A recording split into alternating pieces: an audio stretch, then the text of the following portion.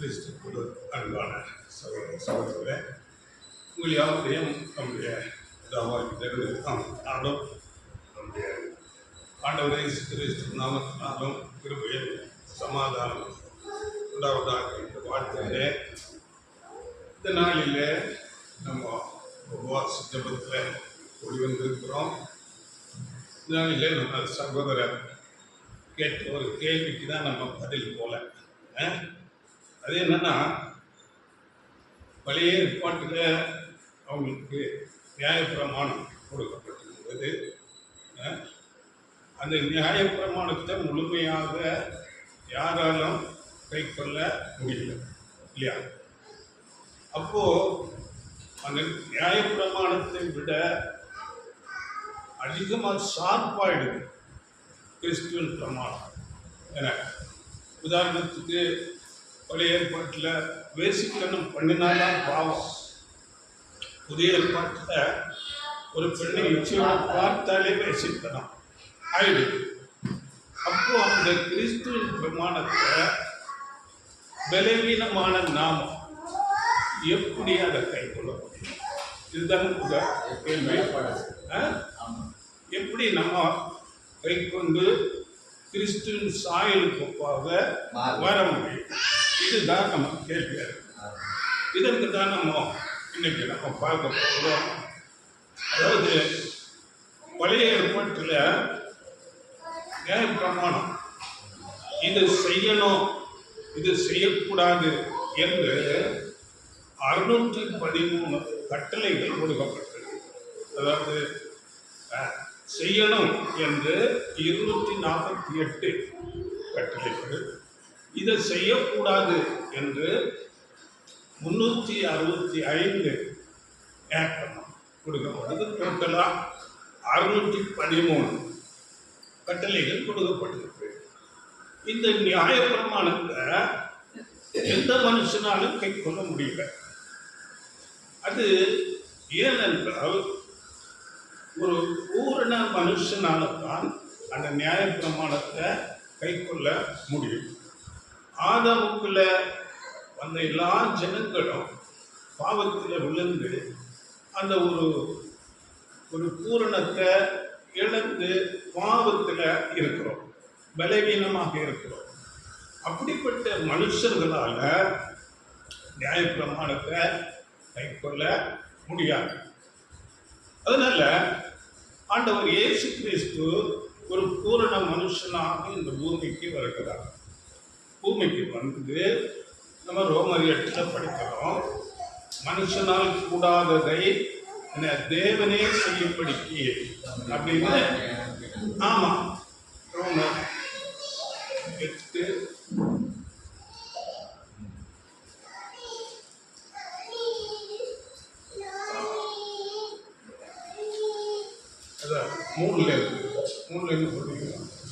அது எப்படியெனில், மாம்சத்தினாலே பலவீனமாயிருந்த நியாயப்பிரமாணம் செய்யக்கூடாததை தேவனே செய்யும்படிக்கு தம்முடைய குமாரனை பாவ மாம்சத்தின் சாயலாகவும் பாவத்தை போக்கும் பலியாகவும் அனுப்பி மாம்சத்திலே பாவத்தை ஆக்கினைக்குள்ளாக தீர்த்தார். மாம்சத்தின்படி நடவாமல் ஆவியின்படி நடக்கிற நம்மிடத்தில் நியாயப்பிரமாணத்தின் நீதி நிறைவேறும்படிக்கே அப்படி செய்தார். அப்போ ஆண்டவர் இயேசு கிறிஸ்து வந்து அந்த பூரண மனுஷனாக இருக்கிறாரு. முழுமையாக அந்த நியாயப்பிரமாணத்தை கை கொள்ளுகிறார். ஆண்டவர் இயேசு கிறிஸ்து நியாயப்பிரமாணத்தின் முடிவாயிருக்கிறார் அப்படின்னு நம்ம படிக்கிறோம். அவரோட அந்த நியாயப்பிரமாணம் முழுமையாக அவர் கை கொண்டு முடிவாகுது.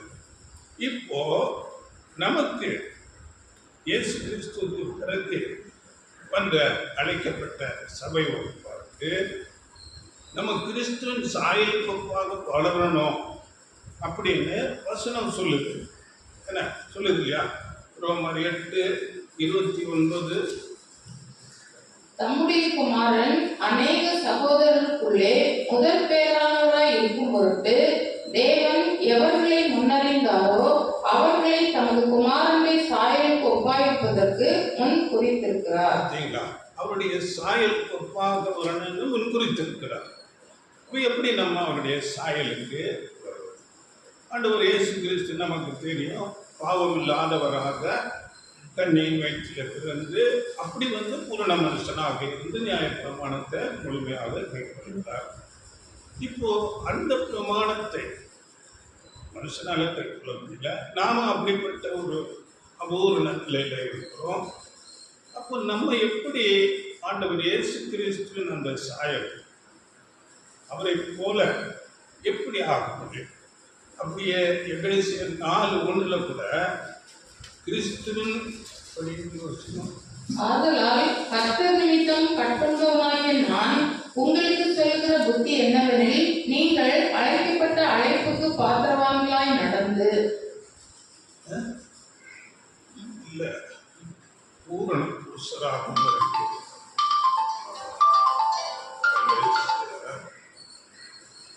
4:11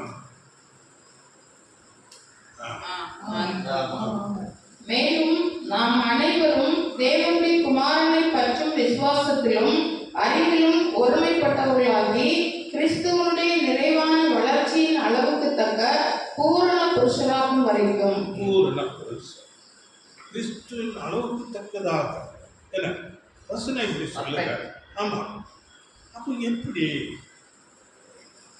ஆண்டவர் இயேசு கிறிஸ்து அந்த யூதர்களுக்கு மத்தியில் பேசும்போது அதுதான் சொல்லுகிறார் பாருங்க. மத்தேயு 11:28 வருத்தப்பட்டு பாரம் சுமக்கும். இந்த வருத்தப்பட்டு பாரம் சுமக்கிறது அந்த நியாயப்பிரமாணம் தான். அவங்களுடைய நிறைய சடங்குகள் பிரமாணங்கள் இதை காட்டியே அந்த வேத வாக்கியங்கள் அவங்கள அப்படியே நிறைய குற்றப்படுத்தி கொண்டு அவங்கள ஒரு அடிமை போல நடத்திட்டு இருக்கிறாங்க. இந்த பிரமாணங்களை போய் கொள்ளணும், இல்லைன்னா அவங்களுக்கு பாவம் வந்துடும், தீமை வந்துடும். என்ன இப்படி படிங்க 11:28 வருகிறது. மத்தேயு 11:28 வருத்தப்பட்டு பாரம் சுமக்கிறவர்களே, நீங்கள் எல்லாரும் என்னிடத்தில் வாருங்கள், நான் உங்களுக்கு இளைப்பாறுதல் தருவேன். அப்ப அந்த பாரத்தை நான் எடுத்துக்கிறேன், நீங்க என்னிடத்தில் வாருங்க, நான் உங்களுக்கு இளைப்பாறுதல் தருவேன் சொல்லிட்டு 29 நான் சாந்தமும் மனத்தாழ்மையுமாய் இருக்கிறேன், என் நுகத்தை உங்கள் மேல் ஏற்றுக்கொண்டு என்னிடத்தில் கற்றுக்கொள்ளுங்கள். அப்போ அந்த பாரத்தை நான் எடுத்துக்கிறேன், என் நுகம் என்ன, என் நுகத்தை நீங்கள் ஏற்றுக்கொண்டு என்னிடத்தில் கற்றுக்கொள்ளுங்கள். அப்படி என்றால் கிறிஸ்து ஒரு நுகத்தை வச்சிருக்கிறார். கிறிஸ்துவின் பிரமாணம் இது அன்பின் பிரமாணம். அந்த நோக்கம் எப்படி இருக்குதுன்னா லகுவா இருக்குது, லகுவா இருக்குது. அடுத்த வருஷத்துல என் முகம் மெதுவாயும் என் சுமை லகுவாயும் இருக்கிறது என்றார். அப்போ கிறிஸ்துவின் பிரமாணம் ரொம்ப லகுவா இருக்குது. நீங்க அதை எடுத்துங்க, அந்த பாரத்தை என்கிட்ட கொடுங்க, நான் சுமக்கிறேன் அப்படின்னு சொல்லி அந்த நியாய பிரமாணத்தை நான் கைக்கொள்வேன். அதன் பிறகு என்னை விசுவாசிக்கும் போது, நான் கொடுக்குற பிரமாணங்களை நீங்கள் கைக்கொள்ளும் போது உங்களுக்கு அது லகுவாக இருக்கும், அது போதுமானது அப்படின்னு சொல்லுவார். அது கடை வசனம் பாருங்க, அன்பு நியாய பிரமாணத்தின் நிறைவேறுதலாக இருக்கிறது என்று கலாத்தியர் 5:14 உன்னிடத்தில் நீ அன்பு கூறுவது போல பிறரிடத்திலும் அன்பு கூறுவாயாக என்கிற இந்த ஒரே வார்த்தையிலே நியாயப்பிரமாணம் முழுவதும் நிறைவேறும். அப்ப அந்த அன்புல நியாயப்பிரமாணம் முழுவதும் நிறைவேறாச்சு. இது குறித்து இன்னும் யாக்கோபு 2:8 கூட அந்த ராஜரீக பிரமாணம், உன்னிடத்தில் நீ அன்பு கூறுவது போல பிறனிடத்தில் அன்பு கூறுவாயாக என்கிற ராஜரீக பிரமாணத்தை நீங்கள் நிறைவேற்றினால் நன்மை செய்வீர்கள் இப்படின்னு அந்த அன்பின் பிரமாணத்தை கொடுக்கிறார். அதுதான் கிறிஸ்துவின் பிரமாணம். இந்த ஒரு கட்டளை கிறிஸ்துவின் பிரமாணம். அது மெதுவாக இருக்குதுங்கிறாரு, லகுவாக இருக்குதுங்கிறாரு. ஆனால் அது சுலபமா என்றால் அது கடினம்தான். அதனால நமக்கு தெரியும், ஆண்டவர் இயேசு கிறிஸ்து வந்த பிறகு அவர் ஒரு பாதையை திறக்கிறார். அது என்ன பாதை? இடுக்கமான பாதை. என்ன? ஜீவனுக்கு போகிற வாசல் இடுக்கமும் வழி நெருக்கமா இருக்கிறது. அப்போ அந்த அன்பின் பிரமாணம் என்பது இடுக்கம்தான், கடினம்தான். அதுல போன ஜீவன் உண்டு. அதனால அந்த அன்பு குறித்து நம்ம பார்க்கும்போது, அன்பு குறித்து நமக்கு தெரியும். அன்பு நீடிய சாந்தமும் தயவும் உள்ளது. அன்புக்கு பொறாமை இல்லை, தன்னை புகழாது, இருமாப்பாய் இருக்காது.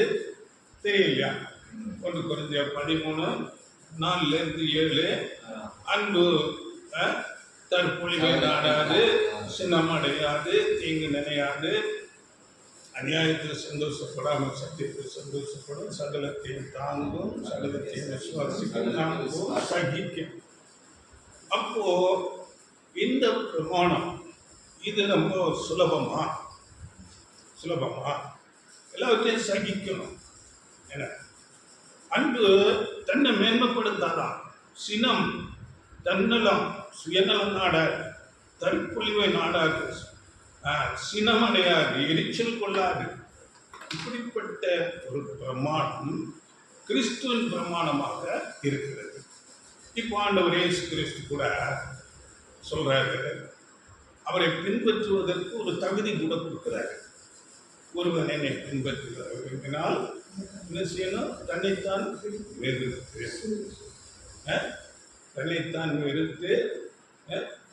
சொல்றாரு, தன்னைத்தான் வெறுத்து தன் சிலுவை எடுத்துக்கொண்டு என்னை. அப்போ இந்த தன்னைத்தான் வெறுக்கிறது நம்முடைய சுய நீதி. எனக்கு இதுல உரிமை இருக்குது, எனக்கு பங்கு இருக்கு, எனக்கு இதுல பாத்தியதை இருக்குது அப்படின்னு சொல்றேன் இல்லையா? அதுதான் சுயாதீனம். அதை வெறுக்கணுங்கிற என்ன? தன்னைத்தான் வெறுத்து தன் சிலுவையை எடுத்துக்கொண்டு. இந்த சிலுவை என்பது, அதாவது நம்ம அன்பு பற்றி பார்க்கும்போது எல்லாவற்றையும் சகிக்கும், தாங்கும். மற்றவர்கள் செய்கிற நமக்கு விரோதமாகவோ தீமையாக காணப்படுகிற எல்லா காரியங்களையும் நாம் சகிக்கிற சிலுவை. என்ன? இது அன்பின் பிரமாணம். இதை குறித்து இன்னும் நம்ம இந்த இயேசுவை ஏற்றுக்கொண்டு அந்த அன்பின் பிரமாணத்தை நான் கை கொள்ளுகிறேன் அப்படின்னு உடன்படிக்கை செய்கிறோம். ஞான ஸ்நானம் மூலமாக உடன்படிக்கை செய்கிறோம். அப்போ ஞான ஸ்நானம் மூலம் அந்த உடன்படிக்கைக்குள்ள வரும்போது நமக்கு அப்படி உடன்படிக்கை பண்ணின பிறகு அந்த மனுஷன் எப்படி இருக்க வேண்டும் என்று சொல்லும்போது, அவன் தன்னை மறித்தவனாக பழைய வாழ்க்கை முழுவதும் நானே இனி மறித்துட்டேன், இனி நான் அல்ல. ஆமாம், இனி நான் அல்ல. இதை குறித்த வசனம் இருக்குது, ரோமர் 6:6.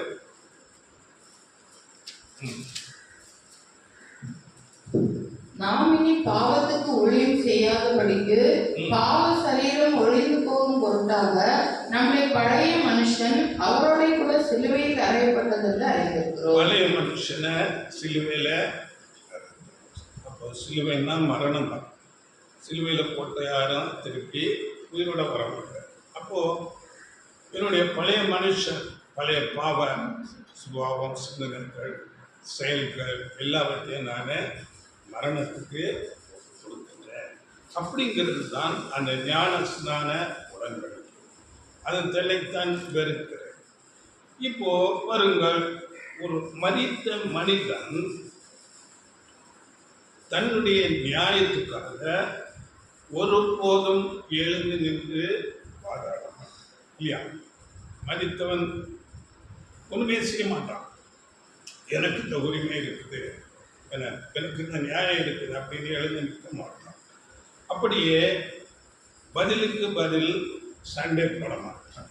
அநியாயம் செய்தால் கூட அதை பொறுத்துக்குவோம். அப்படியே தன்னுடைய கௌரவத்தை குறித்து அக்கறை கொள்ள மாட்டான்.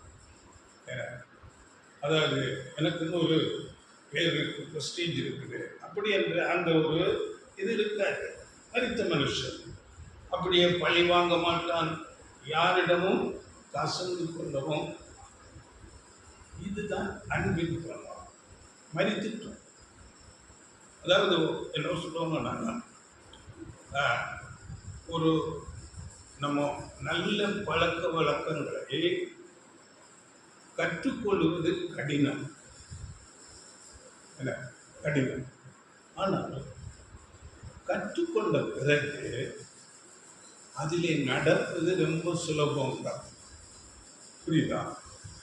நல்ல பழக்க வழக்கங்களை நம்ம முதல்ல அதை கைக்கொள்வது கொஞ்சம் கடினம், கடினம். ஏன்னா நம்ம சுபாவமாகவே பாவத்தில் இருக்கிறோம். அதனால் அந்த பழக்க வழக்கத்தில் கொஞ்சம் தீமைகள் இருக்கு. அதை விட்டு நன்மையை கற்றுக்கொண்டு பழகுவது கொஞ்சம் கடினம். அதை பழகிட்ட பிறகு அதில் நடப்பது ரொம்ப ரொம்ப சுலபம் அப்படிங்கிறாங்க. அதே சமயத்தில் பார்க்கிறோம், தீய பழக்க வழக்கங்களை கற்றுக்கொள்வது ரொம்ப சுலபம். அது இயற்கையாகவே வந்துடும். தீமையான பொய் சொல்கிறதா இருந்தாலும், என்ன இச்சைக்குள்ளே போகிறதா இருந்தாலும், இப்படிப்பட்ட காரியங்களுக்கு இது இயற்கையாகவே மனுஷன் இயல்பில் வந்துடும். அதே சமயத்தில் அதை கற்றுக்கொண்ட பிறகு அதை விட்டு விடுவது மிகவும் கடினம். இது புரியுதா? இந்த தீமையான பழக்க வழக்கங்களை கற்றுக்கொள்வது சுலபம், விட்டு விடுவது ரொம்ப ரொம்ப ரொம்ப கடினம். அது நல்ல பழக்கங்களை கற்றுக்கொள்வது கடினம். ஏன்னா நம்ம இயற்கைக்கு அப்பால உள்ள காரியம். நம்ம சுபாவமாகவே பாவ சிந்தனையில் இருக்கிறோம். இந்த இச்சையிலும் கோபத்திலும் அங்கு தெரிய மாம்சத்தின் கிரியைகள். இப்படிப்பட்ட சூழ்நிலைகளை விட்டு வருவது இன்னும் கடினம். ஆனால் விட்டு வந்துட்ட பிறகு அதில் நடப்பது ரொம்ப சுலபம். அதான் ஆண்டவர் சொல்லும்போது, என் நுகம் லகுவாயும் என் சுமை ரொம்ப சுலபமாக இருக்குது. இப்படி நடந்தால் அது லகுவானது, கற்றுக்கொள்ளணும். இப்போ பாருங்க, ஆண்டவர் இயேசு கிறிஸ்து அப்படியே இருந்தார். ஆண்டவர் இயேசு கிறிஸ்து எப்படிப்பட்டவர் நமக்கு தெரியும். அவர் சிருஷ்டிப்புகளுக்கெல்லாம் துவக்கம், நான் ஆதியும் அந்தம், துவக்கம். சகலமும் அவரை கொண்டும் அவருக்கென்றும் சிருஷ்டிக்கப்பட்டது. சகலமும் அப்படியே அவர் அதரிசனமான தேவனுடைய தேவனுடைய அப்படியே ஜெராக்ஸ். அதுதான் ஆண்டவர் சொன்னாங்க. என்னை கண்ட இல்லையா பிலிப்பு கிட்ட சொல்றாரு யோவான் 14, என்னை கண்டா நீ பிதாவை கண்டது. அப்படிப்பட்டவராக இருக்கிறார், அப்படிப்பட்டவராக வந்தார். அப்படியே சொல்லும்போது என்ன சொன்னாரு, அதாவது என்னை கண்டவர் பிதாவை கண்டார். இப்போ அப்படிப்பட்ட இயேசு கிறிஸ்து சாதாரணமாக மனுஷனாக வருகிறார். வரும்போது அவரை எப்படி குற்றப்படுத்தினாங்க இல்லையா? அவரை போஜன பிரியன் எப்படி இருக்கும்? நம்ம பாஷையில் சொன்னால் சாப்பாட்டு தான் அவன். நமக்கு எப்படி இருக்கும்? அப்படியே என்ன சொன்னாங்க, இன்னும் பிசாசுகளின் தலைவனாலே பிசாசுகளை மதிமயங்கி இருக்கிறார் அப்படின்னு சொன்னாங்க இல்லையா? இன்னும் சொல்லும் போது ஆயக்காரனுக்கும் பாவிகளுக்கும். அப்போ அவர் அப்படி குற்றப்படுத்துறாங்க. ஆனால் அவருடைய அந்த அன்பு சகலத்தையும் சகித்து தாங்கிறது. அப்படியே அவர் பொறுமையோடு எல்லாவற்றையும் கேட்டுக்கொண்டார். அதை அதுக்காக அவன்கிட்ட எந்த வாக்குவாதமும் பண்ணவில்லை, என சகித்தார். இப்படிப்பட்ட கிறிஸ்துவின் சிந்தை நமக்கும் அவரை போல என்ன தாங்கணும், சகிக்கணும், கொடுத்துக்கணும் பொறுமையோட. நம்ம பிலிப்பியரில் படிக்கிறோம் 2:5 கிறிஸ்து இயேசுவில் இருந்த சிந்தையே, அந்த சிந்தை நமக்கு முதலாவது வேணும். இப்போ பாருங்க, அந்த கிறிஸ்துவின் மரணம் அந்த மனம், கிறிஸ்துவின் சிந்தைக்கு நாமும் மாறணும். அது எப்படி? இதுதான் நம்ம பெரிய கேள்வியாக இருக்கு. கிறிஸ்துவனுடைய சிந்தைக்கு நாம் எப்படி? இப்போ பாருங்க, பொதுவாக சொல்லுவாங்க, என்ன சொல்றாங்க பாருங்க, நாம் என்ன நினைக்கிறோமோ நாம் அதுவாகவே ஆகிவிடுவோம் என்று சொல்லுகிறார். என்ன நினைக்கிறோமோ இல்லை நம்முடைய மைண்டை பொறுத்து அப்படிங்கிறாங்க. எதை நினைக்கிறோமோ அதுவாகவே ஆகிவிடுவோம். வசனம் கூட சொல்கிறது, அவர்கள் நீதிமொழிகள் 23:7 அவன் இருதயத்தின் நினைவு எப்படியோ அப்படியே அவன் இருக்கிறான். நம்முடைய இருதயத்தின் நினைவு திருப்பம் எப்படியோ அப்படியே அவன் இருக்கிறான். அதாவது என்ன சொல்றாங்கன்னா, செய்திருக்கிறான். நாம் ஒரு காரியத்தை விரும்புகிறோம்னா இதை செய்யணும் அப்படின்னு நினைக்கும் போது நம்முடைய மனது, நம்முடைய அதாவது சப்கான்சியஸ் மைண்டுங்கிறாங்க, அந்த சப்கான்சியஸ் மைண்டு நமக்குள்ள அதுக்கு ஏற்றபடி அப்படியே கிரியை நடப்பிக்கிறாங்க. நம்முடைய உள் மனது அதற்கு ஏற்ற ஹார்மோன்களை சுரக்குது. நம்ம என்ன நினைக்கிறோமோ அப்படி. அப்போ நம்ம இதை செய்யணும்னு நினைக்கும் போது இது செய்யறதுக்கு அதுக்கேற்ற காரியங்கள் நம்முடைய சரீரத்தில் ஹார்மோன்கள், அந்த ஆள் மனது எல்லாமே அங்கே செயல்பட ஆரம்பிக்கும். அதனால நீதிமொழிகள் 14:22 அங்கே நன்மையை யோசித்தார் அப்படின்னு, தீமையை யோசிக்கிறவர்கள் தவறுகிறார்கள் அல்லவோ, நன்மையை யோசிக்கிறவர்களுக்கோ கிருபையும் சத்தியமும் உண்டு. தீமையை யோசிக்கிறவர்கள் தவறுகிறார்கள், நன்மையை யோசிக்கிறவர்களுக்கு கிருபையும் சத்தியமும்.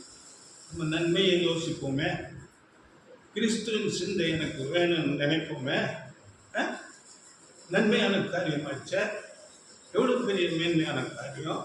சிருஷ்டிப்புகளுக்கெல்லாம் ஆதி, சுகலத்துக்கும் சொந்தக்காக, அப்படிப்பட்ட மேன்மையுடைய அவருடைய சிந்தை, அப்படிப்பட்டவருடைய மைண்டு எனக்கு வேணும். அப்படின்ற அந்த நன்மையை நம்ம யோசிப்போமே, அப்படி நாம் யோசிக்கும் போது அது நமக்கு கொஞ்சம் கொஞ்சமாக அப்படிப்பட்ட சிந்தை உடையவர்களாக நன்மை. கிறிஸ்துவின் சிந்தை என்பது பிதாவாகிய தேவனுடைய சிந்தை இல்லையா? ஆமா, பிதாவின் சிந்தை. நானும் என் பிதாவும் ஒன்றாக இருக்கிறோம். யோவான் 10:30. அது எப்படி ஒன்றாக இருக்கிறாங்க? ஒரே சிந்தை, ஒரே மனது. நம்ம யோவான் 17 ஜெபத்தில் கூட நீங்கள் அப்படிப்பட்ட சிந்தை உடையவர்களாக வேண்டும் என்று சீசர்களை குறித்து ஜெபிக்கும் போது, அப்போ எல்லாருக்கும் ஒரே சிந்தை இருக்க வேண்டும், ஒரே மனது. என கிறிஸ்துவின் மனது பிதாவின் மனது, கிறிஸ்துவின் சிந்தை பிதாவின் சிந்தை. அதனால் அப்போஸ்தலன் பவுல் சொல்லும் போது பாருங்கள், தேவனுடைய சிந்தை அறிந்தவன் யார் என்று கேள்வி எழுப்பிக்கொண்டு, எங்களுக்கோ கிறிஸ்துவின் சிந்தை இருக்கிறது. தேவனுடைய சிந்தையை அறிந்தவன் யார் என்று சொல்லிக்கொண்டு எங்களுக்கோ கிறிஸ்துவின் சிந்தை இருக்கிறது. கிறிஸ்துவின் சிந்தை தான் தேவனுடைய.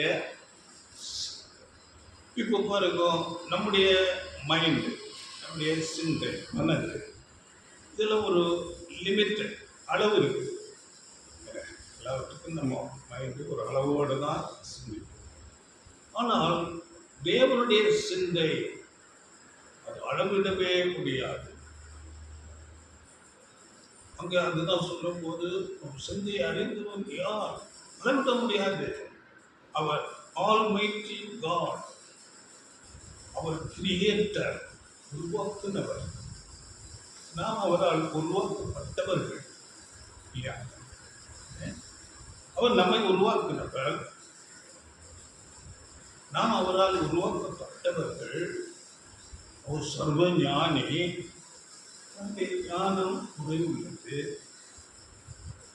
இப்படிப்பட்ட நம்மை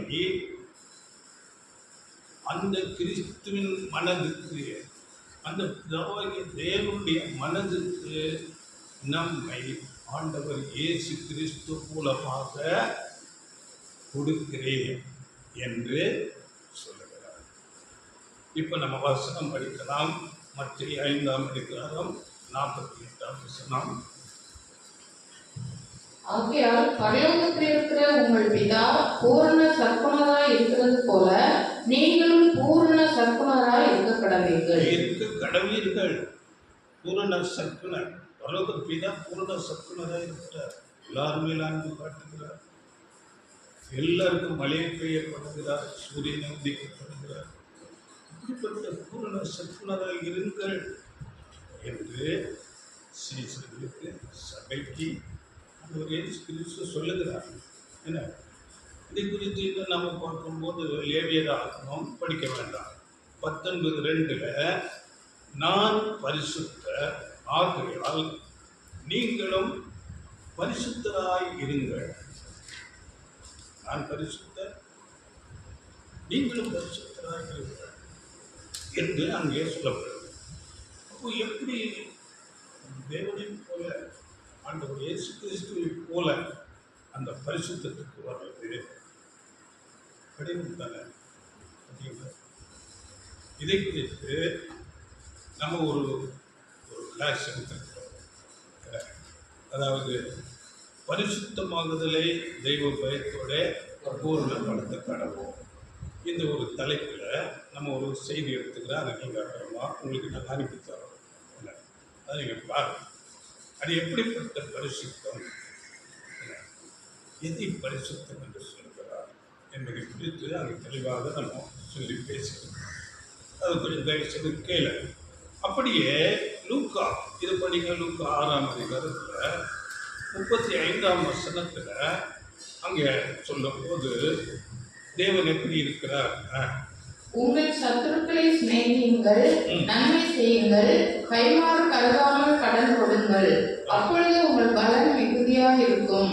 உன்னதமானவருக்கு நீங்கள் பிள்ளைகளாய் இருப்பீர்கள். அவர் நன்றி அறியாதவர்களுக்கும் துரோகிகளுக்கும் நன்மை செய்கிறாரே. அப்போ இதுதான் தேவனுடைய மைண்ட்.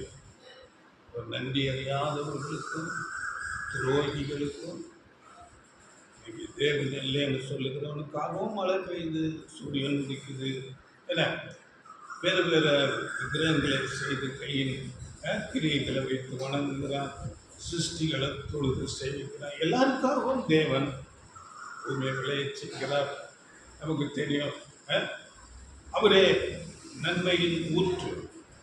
நம்ம நீங்கள் தான் சொல்லியிருக்கீங்க. அப்போஸ்தலர் 17:14 அவர் பூமியை விளைய செய்து நன்மையான காரியங்கள் எல்லாவற்றையும் செய்கிறார். அது அப்போஸ்தலர் 14.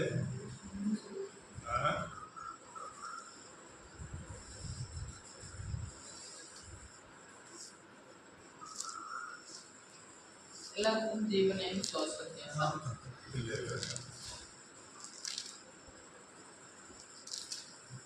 14:17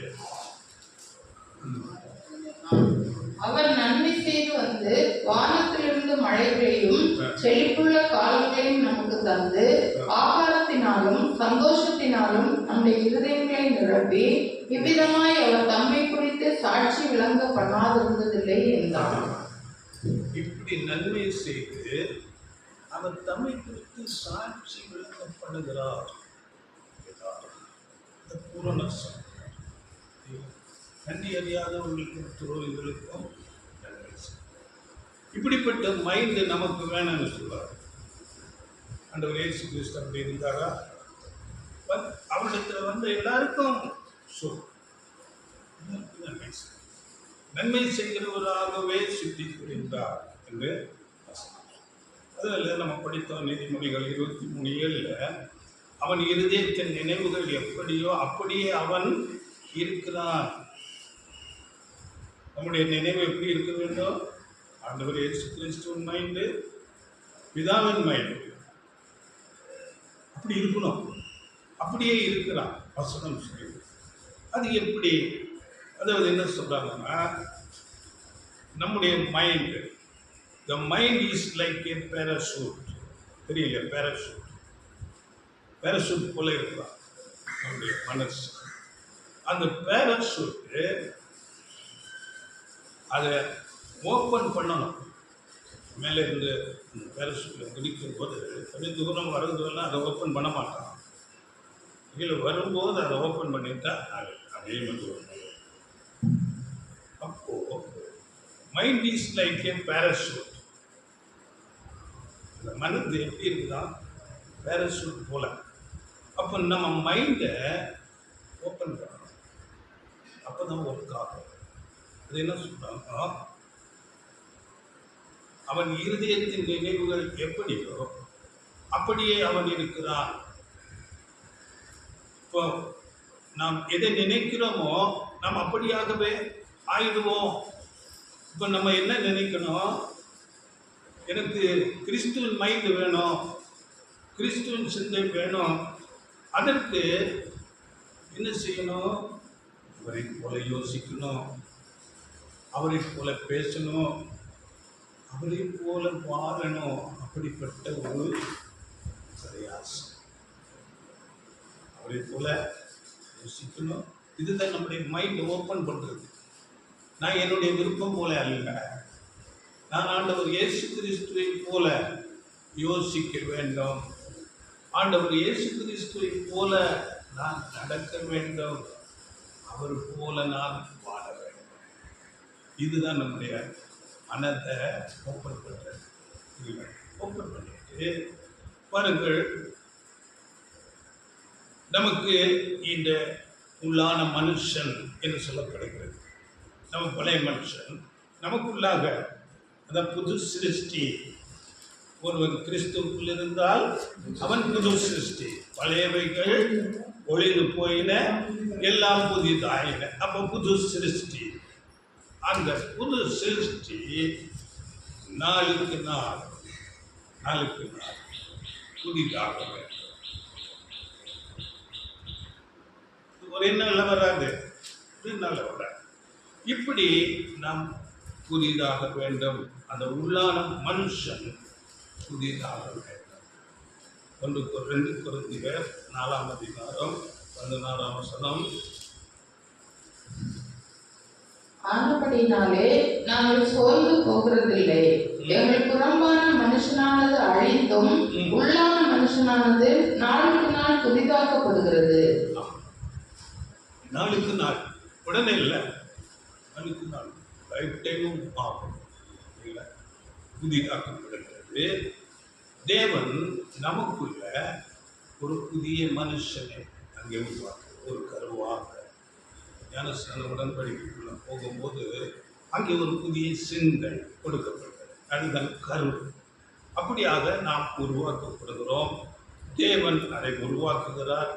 அப்படி என்றால் நமக்கு தெரியும், ரோமர் 12:2 அங்கே சொல்லும் போது, உங்கள் மனம் புதிதாகிறதுனாலே மறுரூபம். அதான் என்ன சொல்றாங்க? Transforming of mind. மனதை புதிதாக்க வேண்டும். இப்போ அந்த மனதை நாம் மாற்றிக்காவிட்டால் புதிதாக்காவிட்டால் நாம் அந்த பழைய வாழ்க்கையை தான் வாழ்ந்து கொண்டு இருப்போம். அந்த புதிய சிருஷ்டிக்கு ஏற்ற வண்ணமாக நம்முடைய மனதை புதிதாக்க வேண்டும்.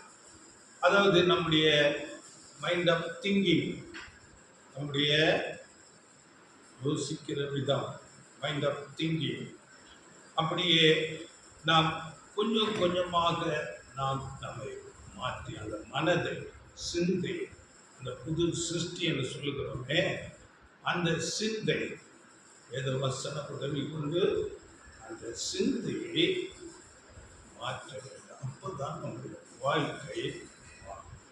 இப்போ அது உடனே வந்துடாது. அது முயற்சி, பயிற்சி எல்லாம் நமக்கு தேவை. அந்த முயற்சி அதை தேவன் நமக்கு செய்வார். தேவன் உதவி செய்வார். ஏனென்றால் தேவனுடைய சித்தத்தின்படி நாம் இந்த அழைப்புக்குள்ள வருகிறோம். நம்முடைய விருப்பம் அல்ல. ஆண்டவர் இயேசு கூட சிஷ்யர்களிடம் சொன்னார், நான் உங்களை தெரிந்து கொண்டேன். நம்ம எப்படி அழைத்தாரு? தேவன் அழைத்தார். தேவன் நம்மை அழைத்தார். அப்போ தேவன் நம்மில அந்த புது சிருஷ்டி, புதிய சிந்தை, அதற்கு நம்மில கிரியை செய்வார். அதில் நம்ம படிக்கும்போது அதில் நம்முடைய பிரயாசமும் இருக்குது. அதன் பிலிப்பில் நம்ம படிக்கும்போது 2ஆம் அதிகாரம் 12ஆம் வசனத்தில் அங்கே ஆதலால் எனக்கு பிரியமானவர்களே, நீங்கள் எப்பொழுதும் கீழ்ப்படுகிறபடியே நான் உங்களுக்கு சமீபமாய் இருக்கும் பொழுது மாத்திரமல்ல, நான் தூரமாய் இருக்கிற இப்பொழுதும் அதிக பயத்தோடும் நடுக்கத்தோடும் உங்கள் ரட்சிப்பு நிறைவேற பிரயாசப்படுங்கள். நம்முடைய பிரயாசம் இருக்குது. உங்கள் ரட்சிப்பு நிறைவேற நீங்கள் அதிக பயத்தோடும் நடுக்கத்தோடும் ரட்சிப்பு நிறைவேற பிரயாசப்படுங்கள் என்று சொல்லிக்கொண்டு, நம்முடைய பிரயாசத்தை சொல்லிக்கொண்டு, நம்முடைய பயிற்சி, நம்முடைய முயற்சி அதில் இருக்க வேண்டும் என்று சொல்லிக்கொண்டு 13ஆம் வசனம், ஏனெனில் தேவனே தம்முடைய தயவுள்ள சித்தத்தின்படி விருப்பத்தையும் செய்கையையும் உங்களில் உண்டாக்குகிறவராய் இருக்கிறார். தேவனே உண்டாக்குகிறார். இதை நீங்க பாருங்க, ஒரு திருவள்ளுவத்தில் நம்ம படிக்கும் போது, ஏனெனில் கடவுளே உங்களுக்குள் செயலாற்றுகிறார்.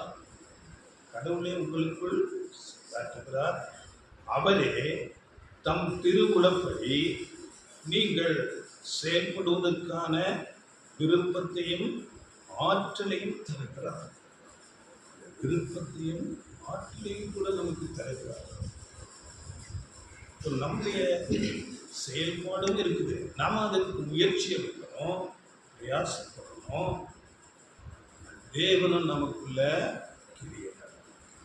இங்கிலீஷில் சொல்லும்போது God works in you. ஆண்டவர் தேவன் நமக்கு கிரியை செய்கிறார். அப்போ இந்த புதிய மனுஷன் வளருவதற்கு நம்முடைய முயற்சியும் இருக்கிறது, தேவனுடைய கிரியை, 2 பேருடைய பங்களிப்பு இருக்கிறது. நாம முயற்சி எடுக்க வேண்டும், தேவனும் அங்கே கிரியை செய்கிறார். அப்போ நாம் செய்ய வேண்டியதை செய்யும் போது தேவனும் நமக்கு அதை செய்ய இருக்கிறார். அவர் நமக்குள்ள கிரியை நடப்பிக்கிறார். அதாவது இதில் இன்னொரு காரியத்தை நம்ம புரிந்து கொள்ள வேண்டும். நம்முடைய சுய விருப்பம் இல்லாமல், நான் முயற்சி எடுக்காமல், நான் எந்த பிரயாசமும் படாமல் தேவன் மாத்திரம் அந்த காரியத்தை செய்கிறார். நாம் விரும்பணும், முயற்சி எடுக்கணும், பிரயாசப்படணும். அப்போ நம்முடைய முயற்சி, பிரயாசம் தேவனுடைய அந்த கிரியை. இதை குறித்து நம்ம சுயாதீனம் என்ற ஒரு பாடம், அதாவது சுயாதீனம், நம்ம இதை நாளைக்கு நம்ம எடுக்க போகிறோம். அந்த சாத்தானுடைய வஞ்சனைகள் என்ற ஒரு பாடத்தில் நம்ம நாளைக்கு இருக்க போகிறோம். மனுஷனுக்கு தேவன் சிருஷ்டிப்பிலேயே ஒரு சுயாதீனம் கொடுத்திருக்கிறார். சுயாதீனம் அது தேவ சாயல். அந்த சுயாதீனத்துக்குள்ள யாருமே என்றாக முடியாது. சாத்தானே என்றாக முடியாது. தேவனும் அதுல வாலண்டியரா என்றாக மாட்டார். அந்த சுயாதீனம் அது மனுஷனுக்கு கொடுத்திருக்கிற ஒரு தேவனுடைய சிந்தை, அந்த மனசாட்சி என்று கூட சொல்லுவாங்க. சாயல், தேவ சாயல். இது குறித்து நம்ம நாளைக்கு டீட்டெயிலாக நம்ம எடுக்க போகிறோம். அப்போ அந்த விருப்பம், சுயாதீனம், அதை நம்ம கிறிஸ்துவின் சாயலுக்காக நாம் வர வேண்டும். அவருடைய சிந்தை மேலாக நாம் மாற வேண்டும் என்று நாம் விரும்பணும், நாம் முயற்சி எடுக்கணும், நாம் பிரயாசப்படணும். அப்போ கூடவே தேவன் நமக்காக கிரியை நடத்தும். அதில் இந்த அதாவது மறுரூபம், டிரான்ஸ்பர்மேஷன் என்பது நம்முடைய பலத்தில் அல்ல, நம்மால மாத்திரம் அது அது தேவன் நம்மளை கிரியை நடப்பிக்கிறார். நாமும் அதை விரும்ப வேண்டும். அதற்கேற்ற பயிற்சி, முயற்சி, இந்த ப்ராசஸ் இருக்குது இல்லையா? இந்த கிறிஸ்துவின் சிந்தை வருகிற ப்ராசஸ் நம்முடைய லைஃப் டைம் நடக்கும். உடனே நடக்கும். ஒவ்வொரு நாளும் நாம் அதற்கு முயற்சி எடுத்துக்கொண்டே இருக்க வேண்டும். இதற்கு ஒரு உதாரணமாக கூட சொல்லும்போது, இப்போ ஒரு டாக்டர் இல்லை சயின்டிஸ்ட் ஆகிறாங்கன்னா அவங்க 5 வருஷம் படிக்கணும், ரொம்ப நிறைய புக்ஸ் படிக்கணும், நிறைய ப்ராக்டிஸ் பண்ணணும், அனுபவங்கள் வரணும் இல்லையா? உடனே ஆக முடியுமா? டாக்டர் சொல்ல முடியுமா? சயின்டிஸ்ட் சொல்ல முடியுமா? ஆமா, அதுக்காக அதிக உழைப்பு, படிப்பு, பிரயாசம். அந்த எஃபோர்ட் போட்டாதான் டாக்டர். அந்த டாக்டர் அது மாத்திரம் இல்லை, அவங்க லைஃப் டைமும் படிப்பாங்க. இந்த மெடிசன் இல்லை, ஒவ்வொரு காலத்திலையும் மாறிக்கொண்டே இருக்கும். ஆமாம், சேஞ்ச் ஆகிட்டே இருக்கும். அது அந்தந்த காலத்தில் எப்படி எப்படி சேஞ்ச் ஆகுதுன்னு சொல்லி அதை படித்து கொண்டே இருக்கும். அப்படியே நம்முடைய வாழ்க்கை, நமக்கு நம்முடைய விருப்பம் என்ன? நம் கிறிஸ்துவின் மைண்டுக்கு வரணும். கிறிஸ்துவின் சிந்தை தான் தேவனுடைய சிந்தை. நம்ம அப்படிப்பட்ட மேலான ஒரு விருப்பத்தை நாம் அடையிறதுக்கு பிரயாசம். அப்போ அது எவ்வளோ பிரயாசம் எடுக்க வேண்டும், நாம் எவ்வளோ பயிற்சி எடுக்க வேண்டும், முயற்சி எடுக்கணும். அதனால நிறைய அனுபவங்களில் தேவன் நம்மை நடத்துவோம். அனுபவங்கள், நிறைய பயிற்சிகள் நம்ம லைஃப் டைமில் பார்ப்போம். இதுதான் டெஸ்டிங். நிறைய டெஸ்டிங் பயிற்சி கொடுப்பார். அந்த பயிற்சிகளை நாம் பிரயாசப்பட்டு அந்த டெஸ்டில் ஜீவிக்கணும். அது கிறிஸ்துவின் சிந்தையுடையவனாக போக, கிறிஸ்துவ செய்கிற காரியமாயிது. இச்சையை தூண்டுகிற காரியங்கள் இது சாதாரணமாக நமக்கு வந்துடும். அது எந்த வயசானாலும் சரி இல்லையா? அப்போ இது குறித்து நாங்கள் அறிந்திருக்கிறேன். இச்சை கண்களினால் வருது. கண்களின் இச்சை, மாம்சத்தின் இச்சை, என்ன தாவீது பக்ஷகோட பார்வை. இந்த இச்சை எப்படி வருகிறது என்று நான் பார்க்கும்போது, முதல் பார்வை, கண்ணை மூடி நடக்க முடியாத, ஜீவிக்க முடியாத முதல் பார்வை. அந்த பார்வையிலேயே அந்த இடத்தை விட்டு கண்களை விலக்கி கொள்ள வேண்டும். அப்பொழுது நமக்குள்ள அந்த கிரியை நடக்காது. இதுதான் முயற்சி. அந்த இடத்தை விட்டு ஓடிவிட வேண்டும். பிரயாசம். இந்த முயற்சி ஒவ்வொரு நாளும் லைஃப் டைம் முழுக்கும் இது நம்மள நடந்து கொண்டு இருக்கும். அதாவது நம்ம அதுதான் உதாரணத்துக்கு சொல்லும்போது இப்போ நம்ம சரீரம் நல்ல பிசிக்கல் நல்ல ஃபிட்னஸ் ஆகணும், வெயிட்டு குறைக்கணும். அப்படி என்றால் நம்ம என்ன செய்யணும்?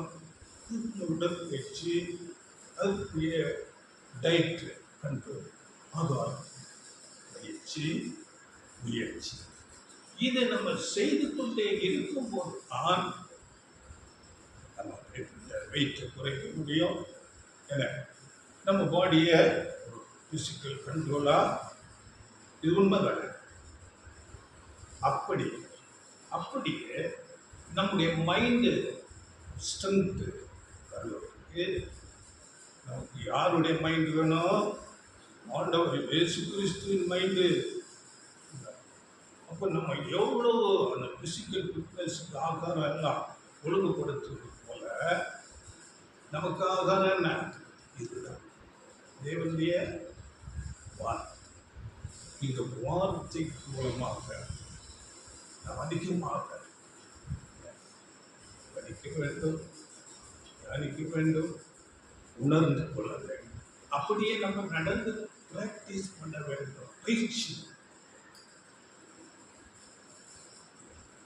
வெயிட் குறைக்கிறது ஈஸியா? டாக்டர் ஆகுறது ஈஸியா? இல்லை. சயின்டிஸ்ட் ஆகுறது ஈஸியா? அதற்கு படிக்கணும், பயிற்சி எடுக்கணும். அப்படியே இந்த கிறிஸ்துவின் சிந்தை வருவதற்கு நாம் அநேக பயிற்சி, முயற்சி, பிரயாசம். அப்படியே இந்த பயிற்சி எடுப்பதற்கு வெயிட்டு குறைக்கணும்னு நம்ம முதலாவது தீர்மானம் பண்ணணும் இல்லையா? அது முக்கியம் இல்லையா? ஃபர்ஸ்ட் தீர்மானம். அப்படியே நம்முடைய மனதை பயிற்றுவிக்க வேண்டும், கிறிஸ்துவின் சாயலுக்கு வர வேண்டும் என்று முதலாவது நம்முடைய மனதிலே உறுதியான ஒரு தீர்மானம். டாக்டர் ஆகணும், சயின்டிஸ்ட் ஆகணும், பாடியை பிசிக்கல் ஃபிட்னஸ் வச்சிருக்கணும், மைண்ட் உறுதி தீர்மானம். அப்படிப்பட்ட உறுதியான தீர்மானத்தை நம்ம முதலாவது எடுக்கணும். அதன் பிறகு அதற்கு வேண்டிய பிரயாசம், பயிற்சி, என்ன பயிற்சி. அதனால கிறிஸ்துவின் மைண்ட் என்பது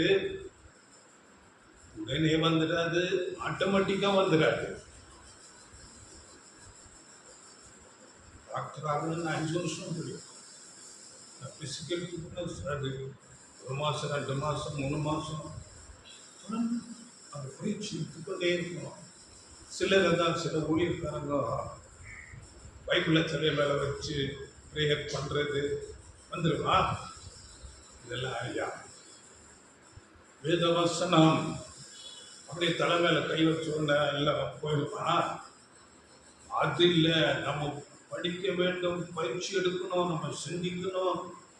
ஆண்டவர் இயேசு கிறிஸ்துவின் மைண்டுக்கு அவரையே நம்ம யோசிக்கணும், அவரையே நம்ம சிந்திக்கணும், அதிகமாக தியானம் பண்ண வேண்டும். அதை நம்ம படிக்கலாம். கலாத்திய 6ஆம் அதிகாரம் 3-4 வசனங்கள். ஒருவன் தான் ஒன்றும் இல்லாதிருந்தும் தன்னை ஒரு பொருட்டென்று எண்ணினால் தன்னைத்தானே வஞ்சிக்கிறவன் ஆவான். அவனவன் தன் தன் சுய கிரியை சோதித்து பார்க்க கடவன். அப்பொழுது மற்றவனை பார்க்கும் போதல்ல, தன்னையே பார்க்கும்போது மேன்மை பாராட்ட அவனுக்கு இடம் உண்டாகும். நம்மளை பார்க்கணும். என்னுடைய சிந்தனைகள், என்னுடைய நடத்து, என்னுடைய பேச்சு, என்னுடைய செயல்பாடுகள் எப்படி ஆண்டவர் இயேசு கிறிஸ்துவோடு கம்பேர் பண்ண வேண்டும். அவருடைய இதுதான். மற்றவனை பார்க்கும் போதல்ல,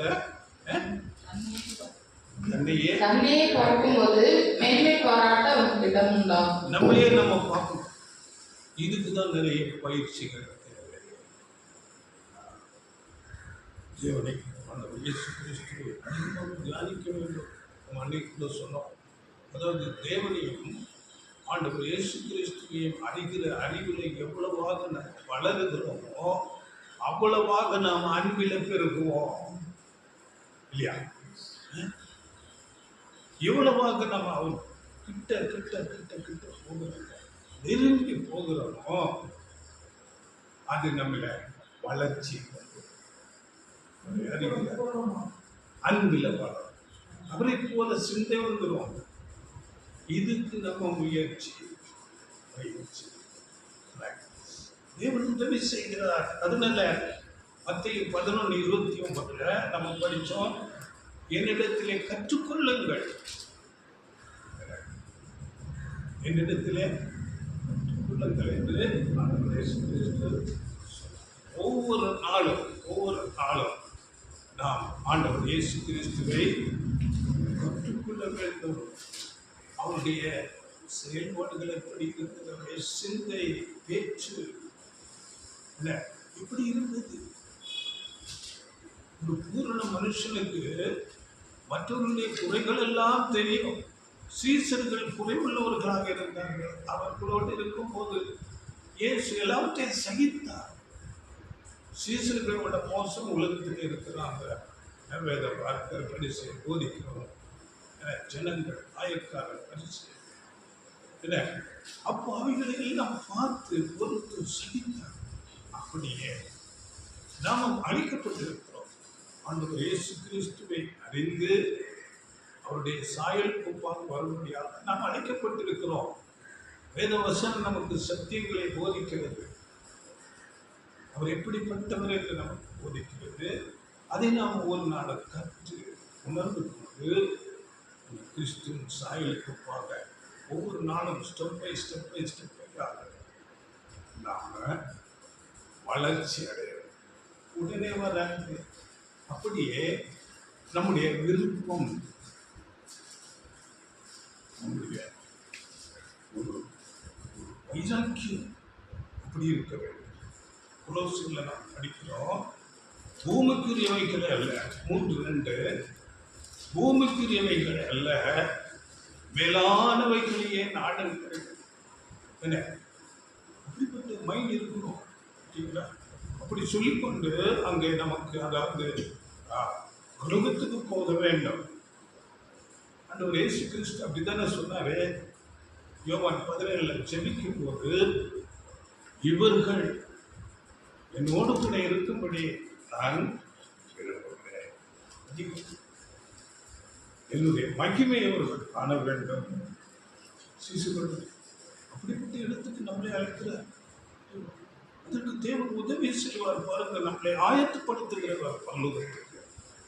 அந்த சுய முயற்சி மட்டுமல்ல, தேவனுடைய பலன் பரலோகமே நமக்கு உதவியாக இருக்கும்.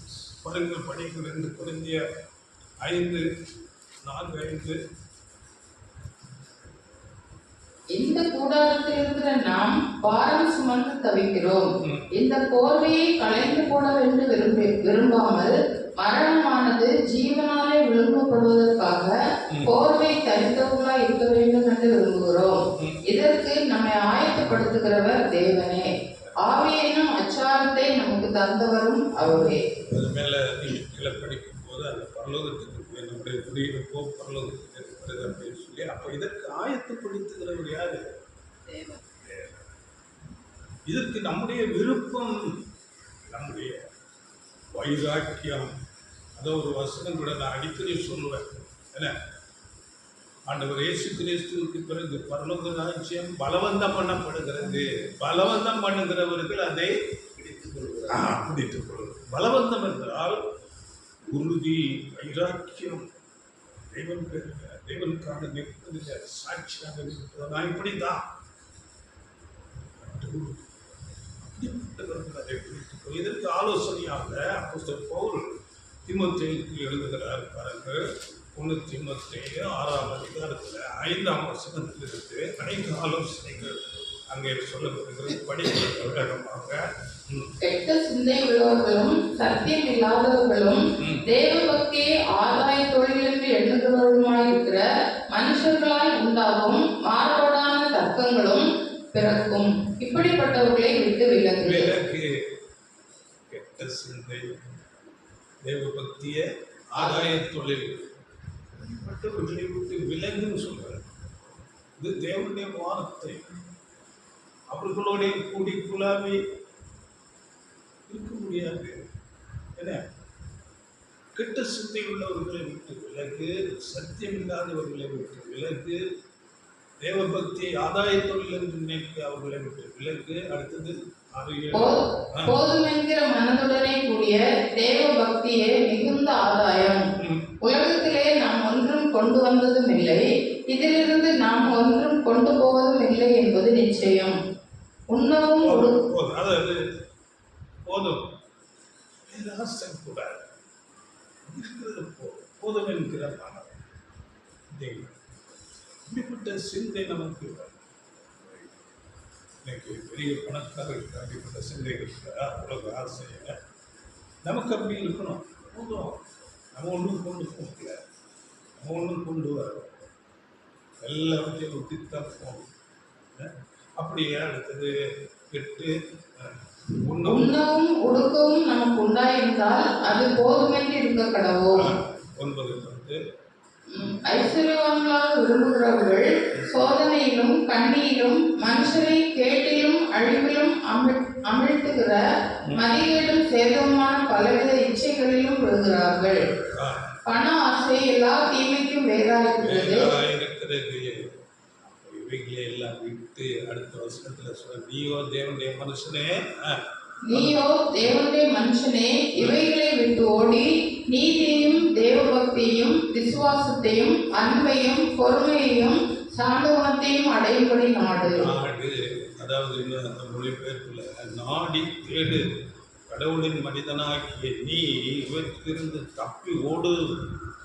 மேலே படிச்சங்க இதெல்லாம் ஆலோசனைகள். இதுதான் நம்ம பிரயாசம், முயற்சி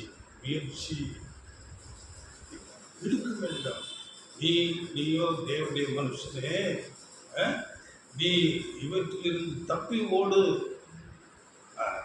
தேவபக்தி, நீதி, விசுவாசம், அன்பு, பொறுமை இவைகளை நாடி தேடு. இவைகளை நாடி தேடணும். மேலே சொல்லப்பட்ட அந்த பொருளாசைகளை எல்லாம் குறித்து அவைகளை விட்டு இதற்கு பிரயாசம். இதற்கு நம்மளை முடியவிட்டால் அதற்கு தான் ஜெபம். ஆண்டவர் இயேசு கிறிஸ்து நமக்கு ஜெபிக்க தேவனோடு தொடர்பு ஏற்படுத்தி கொடுத்திருக்கிறார். தேவனே, என்னால் முடியல, இப்படிப்பட்ட நீதியில் நடக்க முடியல, இப்படிப்பட்ட பொறுமை எனக்கு இல்லை, விசுவாசத்தில் குறைவாக இருக்கிற, தேவ பக்தி அன்பில் குறைவாக இருக்கிற, கேளு, நிச்சயமாக கொடுப்பார். தேவனுக்கு ஏற்ற இந்த ஆவிக்குரிய ஒரு பக்தி வளர்ச்சிக்குரிய காரியங்களை தேவன் நிச்சயமாக கொடுக்கிறார். நாம் அதை விருப்பத்தோடு கேட்கும் போது. அடுத்தது விசுவாசத்தின் 12. விசுவாசத்தின் நல்ல போராட்டத்தை போராடு, நித்திய ஜீவனை பற்றிக்கொள், அதற்காகவே நீ அழைக்கப்பட்டாய். அநேக சாட்சிகளுக்கு முன்பாக நல்ல அறிக்கை பண்ணினவனுமாய் இருக்கிறாய். நம்முடைய கர்த்தராகிய இயேசு கிறிஸ்து பிரசன்னமாகும் வரைக்கும் நீ இந்த கற்பனையை மாசில்லாமலும் குற்றமில்லாமலும் கைக்கொள்ளும்படிக்கு முடிஞ்சிச்சா? ஆமாம், அப்போ இந்த பிரமாணங்களை இதுதான் கிறிஸ்துவின் பிரமாணம். மாசு இல்லாமலும் குற்றமில்லாமலும் கொள்ள வேண்டும். இதுதான் விசுவாசத்தின் நல்ல போராட்டம். கிறிஸ்துவின் சிந்தை வருவதற்கு இதெல்லாம் ஆலோசனைகள். உண்மையாக ஆனால் நமக்கு இருக்குது எவ்வளவு பார்த்தோம். சாதாரணமாக இங்கே ஒரு ஆப்ரேஷன் எல்லாம் 10 லட்சம். ஆமாங்க, இவங்க கூட வேலை செய்ய லேடி லங்ஸில் கேன்சர், ஒரு இன்ஜெக்ஷன் 1 லட்சம். இல்லைங்க, எப்படி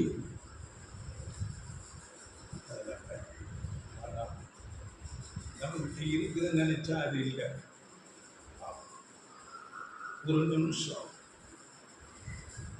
ஒரு விபத்தில் அடிபட்டோம், எவ்வளவு செலவானாலும் பரவாயில்ல, இந்த அப்போலோவில் போகலாமா, லட்சமா கட்டினா தான் வேலையை செய்வோம். உத்தரவாதம் கிடையாது. சைன் பண்ணிட்டு தான் எதாங்க போறாங்க, சைன் வாங்கிக்கிறாங்க. அதனால பணம் இல்லை, அது என்னோடது இல்லை. பண ஆசை எல்லாத்தையுமைக்கும். அதனால நமக்கு பரலோகத்துக்குரிய சிந்தை இருக்க வேண்டும். மேலானவைகளில் பூமியில எவ்வளவு சேர்த்து வச்சாலும் மதிக்கிறதனே சொன்னாங்க, மதிக்கிறது. இன்னைக்கு ராத்திரி உன் ஜீவன் உன்னை விட்டு எடுத்து போன இவையில யாருடையது? மதிக்கிறத நம்ம போதும் என்கிற மகன் இன்னும் அது போதும், அதுதான் சபை கொடுத்திருக்கிறார். என்னுடைய நாமத்துக்காக, அவருடைய ஊழியர்களுக்காக சிலவிட வேண்டும் சாட்சியாக. அது பரலோகத்தில் நமக்கு பொக்கிஷமாக இருக்கும். அதனால பொதுவாக நம்ம இந்த பரலோகத்துக்கு போகணும், அந்த ஒரு சிந்தை நம்ம சபைக்கு ஆராதனை சர்ச்சு கூடுகை இப்படிப்பட்ட நேரத்தில் தான் அந்த சிந்தை நமக்கு வரும் இல்லையா? ஆனால் எப்போதும் அந்த சிந்தை இருக்க வேண்டும். உலகத்தில் பிரயாசங்கள் படுவோம், வேலை செய்வோம், அந்த நேரத்திலும் அப்படிப்பட்ட சிந்தை உடையவர்களாக இருக்க வேண்டும். எப்போதும் அதையே திங்க் பண்ண வேண்டும். அதுக்காக நாம் ப்ராக்டிஸ் பண்ண வேண்டும். பயிற்சி. பரலோக சிட்டிசன் ஆகிறதுக்கு பயிற்சி என்னன்னா, ஆண்டவர் இயேசு கிறிஸ்துவின் சாயலுக்கு வரணும், அவருடைய மைண்டு வரணும், அவரை போன்ற அன்பு இருக்கணும். அதுதான் நாங்கள் தகுதி. அதற்குரிய பயிற்சிகளை நாம் ப்ராக்டிஸ் பண்ண வேண்டும். அப்படி நாம் ஒவ்வொரு நாளும் அந்த விஷயத்தை அந்த ப்ராக்டிஸ் பண்ண பண்ண திரும்ப திரும்ப திரும்ப திரும்ப உலகத்தில் நம்ம பலவிதமான காரியங்களில் வேலைகளில் இருந்தாலும் அந்த சிந்தையில் பயிற்சி எடுக்கும்போது நாம் ஒவ்வொரு நாளும் தேர்கிறவர்களாக. எபிரேயர் 5ஆம் அதிகாரம் 14ஆம் வசனம்.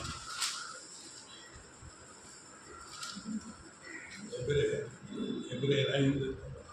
பலமான ஆகாரமானது நன்மை தீமை இன்னதென்று பயிற்சியினால் பகுத்தறியத்தக்கதாக முயற்சி செய்யும் நாணயங்களை உடையவர்களாகிய பூரண வயதுள்ளவர்களுக்கே தகும். பலமான ஆகாரம், மேல பலமான ஆகாரத்தை நம்ம புசிக்கிறோம் நினைக்கிறோம். பலமான ஆகாரம் எது? நல்லது எது? நம்ம பரலோகத்துக்குரிய சிந்தை, ஆண்டவர் இயேசு கிறிஸ்துவுக்குரிய அந்த மனநிலை, அவருடைய சிந்தை, இயேசு கிறிஸ்துவின் சாயலுக்கு ஒப்பாக வரக்கூடிய அது, அந்த காரியத்துக்கு அதுதான் நல்லது. கெட்டது எது?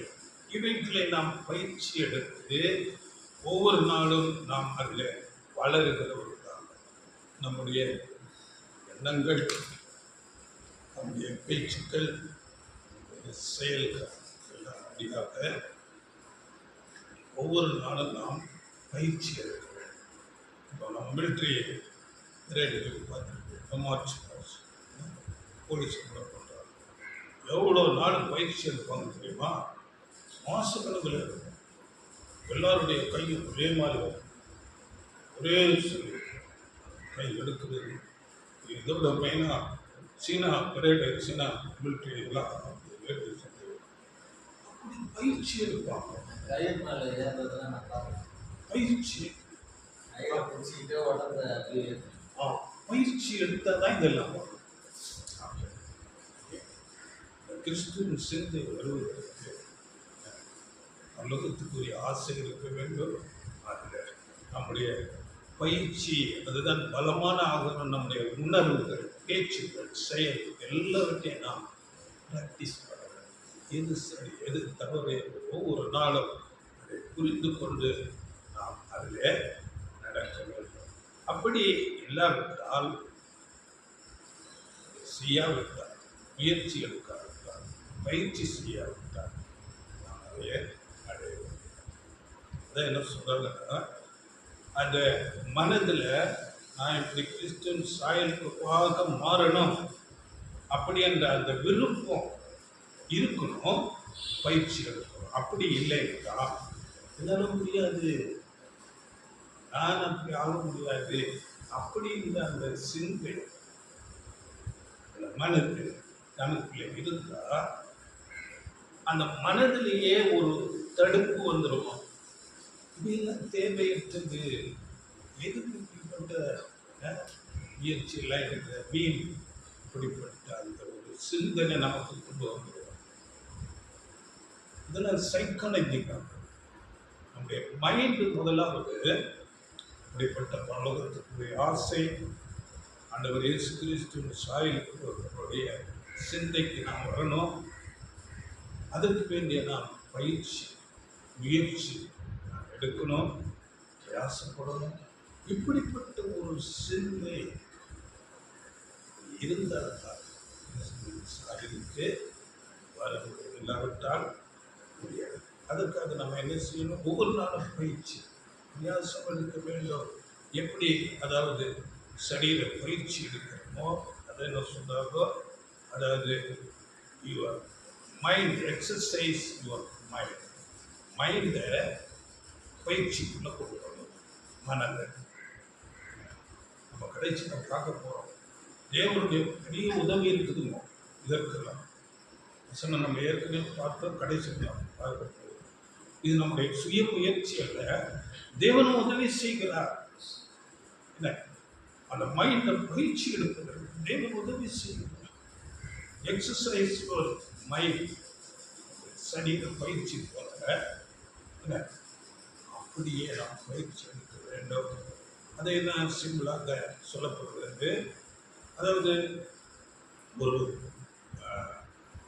நிலம், வயல் நல்லா நல்ல முழுது பதப்படுத்தி வைக்கப்பட்டிருக்கிறது. என்ன அதில் நாம் எப்படிப்பட்ட விதையை போடுறோமோ அதுதான் முளைத்து வரும். அந்த நிலம் பதப்படுத்தி வச்சிருக்கு. என்ன அதில் போடப்படுகிற அந்த நிலம், அந்த விதை, நிலம் அதை குறித்து கவலைப்படுறது இல்லை இல்லையா?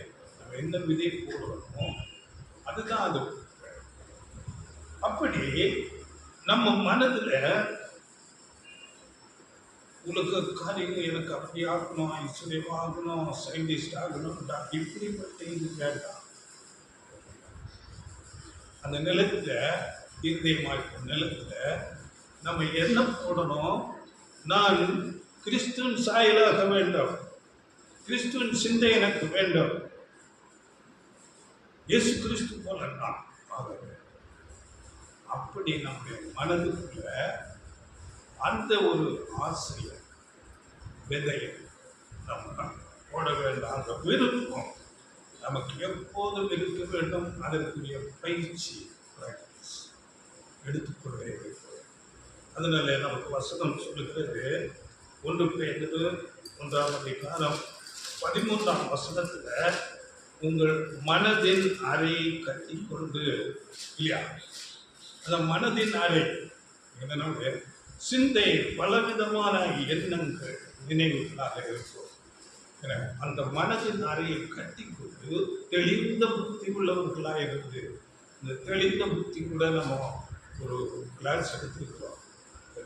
கேளுங்க, தெளிந்த புத்தி அது தேவனுடைய ஆவியினால் கொடுக்கப்படுது. எது சரி எது தவறு அப்படின்னு அந்த தெளிந்த புத்தியினால நம்முடைய மனதின் அறையை கட்டி கொள்ள வேண்டும். அதுக்கு இன்னொரு வசனம் படிப்பு, அதாவது 2 கொரிந்தியர் 10:3 3-5 வசனங்கள். அதாவது தேவனை அறிக்கிற அறிவுக்கு விரோதமாய் வருகிற எல்லாவற்றையும் நம்ம கட்டி போடணும். படிங்க. நாங்கள் மாம்சத்தில் நடக்கிறவர்களாய் இருந்தும் மாம்சத்தின்படி போர் செய்கிறவர்கள் அல்ல. எங்கள் போராயுதங்கள் மாம்சத்துக்கு ஏற்றவைகளாய் இராமல் அரண்களை நிர்மூலமாக்குகிறதற்கு தேவ பலமுள்ளவைகளாய் இருக்கிறது. அவைகளால் நாங்கள் தர்க்கங்களையும் தேவனை அறிகிற அறிவுக்கு விரோதமாய் இருக்கிற எல்லா எல்லாவற்றையும் கிறிஸ்துவுக்கு கீழ்ப்படிய சிறைப்படுத்துகிறவர்களாய் இருக்கிறோம். இது மனதில் அறிய கற்றதுதான் பல விதமான ஆசைகளை உலகத்தில் காரியம் எல்லாம் தள்ளி ஒரே சிந்தை நமக்கு, நான் கிறிஸ்துவின் சிந்தை, அந்த நல்ல நிலத்தில் அந்த சிந்தை அந்த விதையை போடணும். அது அப்படி அதற்கு முயற்சி பிரயாசப்படணும். தேவன் உதவி செய்ய அப்படியே நமக்கு ஒரு ஆண்டவர் இயேசு கிறிஸ்து நம்மோடு கூட இருப்பார். வேதவசனம் நமக்கு தெளிவாக சொல்லுகிறது.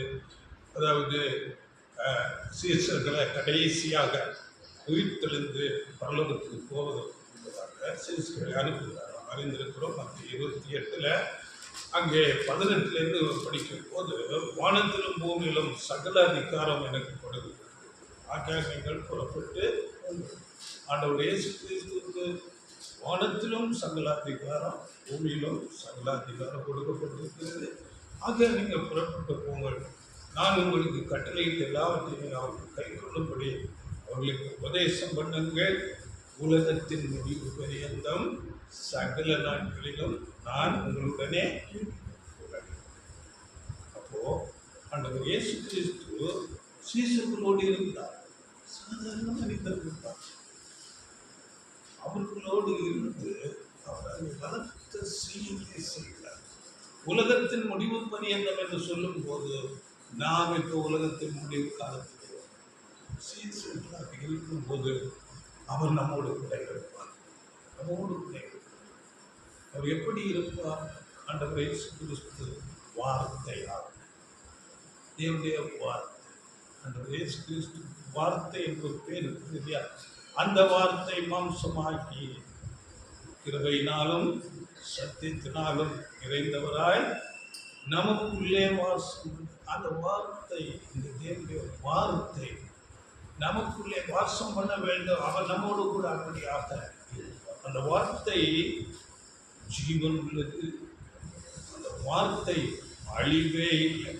1 பேதுருல நம்ம படிக்கிறோம். படிக்க வேண்டாம், டைம் ஆயிடுச்சு.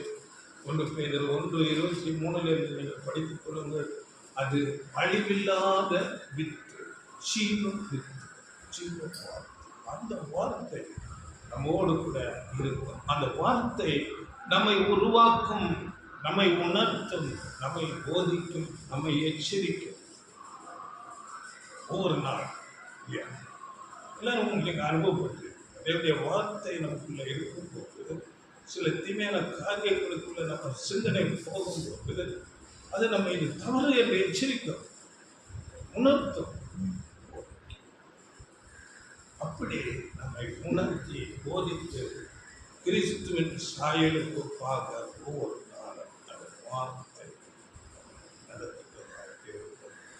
தேவன் நமக்குள் அதை தொடங்கினார். முடிவு மட்டும் நடந்தவர். இன்னும் கடைசியாக தேவன் நம்ம ஒவ்வொருவருக்கும் ஒரு தூதர்களை கொடுத்திருக்கிறார். எவ்வளவு பெரிய ஆச்சரியம் தெரியுமா? ஆண்டவர் இயேசு கிறிஸ்து சொல்லுகிறார், அந்த சிறு மந்தை, இந்த சிறியரில் ஒருவரை அற்புதமாக எண்ணாதபடிக்கு எச்சரிக்கையாயிருங்கள். அவர்களுக்குரிய தேவது படிங்க அந்த வசனம். மத்தேயு 18:10.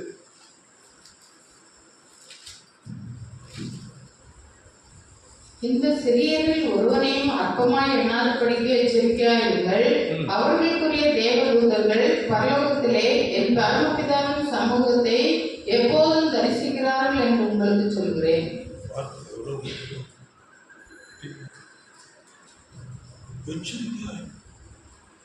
அவர்களுக்கு தேவதூதர்கள் எப்போதும்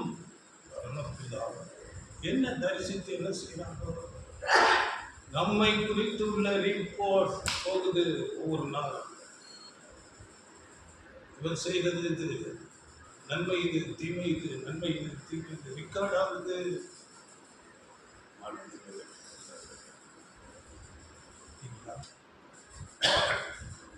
அவரை பின்பற்றுகிற கிறிஸ்துவின் சாயலுக்கு நான் வர வேண்டும் என்ற அந்த வாஞ்சை, உறுதி, வைராக்கியம் அப்படி உள்ளவர்களுக்கு தூதர்கள் அவர்கள் எப்போதும் ஸ்பர்சிக்கிறார். நம்ம ரிப்போர்ட் எல்லாம் அங்கே போயிட்டே இருக்குது. இதை நீங்கள் மனதில் நினைத்து கொள்ளும் போது எவ்வளோ ஒரு எச்சரிக்கை உணர்வு உண்டாகும் இல்லையா? வீணா பேசக்கூடாது, வீணான தீமையான காரியங்களுக்கு நம்ம போகக்கூடாது, நல்ல காரியங்கள் தான் செய்யணும். வசனம் சொல்லியிருக்காங்க, உங்கள் வார்த்தை என்ன நன்மைக்கு எதுவாக இருக்க வேண்டும், செயல்கள் கிரிகள் எல்லாரில் கண்ட்ரோல் பண்ணிக்கொள்ள வேண்டும்.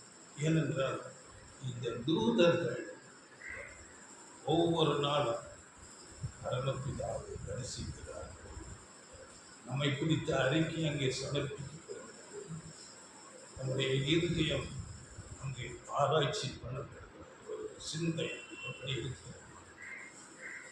இங்கே பாருங்கள், அந்த தூதர்கள் நம்மை குறித்து ஒவ்வொரு நாளும் மரணம் வரை நம்மோடு கூட இருந்து நம்மை நடத்துகிறார்கள். இதை குறித்து இன்னொரு வசனம் கூட இருக்குது. எபிரேயர் 1:14. ரட்சிப்பை சுதந்திரிக்க போகிறவர்கள் நிமித்தமாக ஊழியம் செய்யும்படிக்கு அவர்கள் எல்லாரும் அனுப்பப்படும் பணிவிடை ஆவிகளாய் இருக்கிறார்கள் அல்லவா? அந்த மேலான ரட்சிப்புக்கு உதவி செய்கிறதுக்கு இந்த தூதர்கள் பணிவிடை ஆவிகள். தூதர்கள் சாதாரணமா இங்கே இருக்கிற பொய்ப்பிரிவு செப்பிரிவுன்னு சொல்கிறாங்களே, அதெல்லாம் சோம தூசு. தெரியுங்க, பழைய ஏற்பாட்டில் ஒரு தூதன் 1,85,000 பேரை ஒரே ராத்திரியில் சங்கரி வல்லமை, அவர் ஞானம்,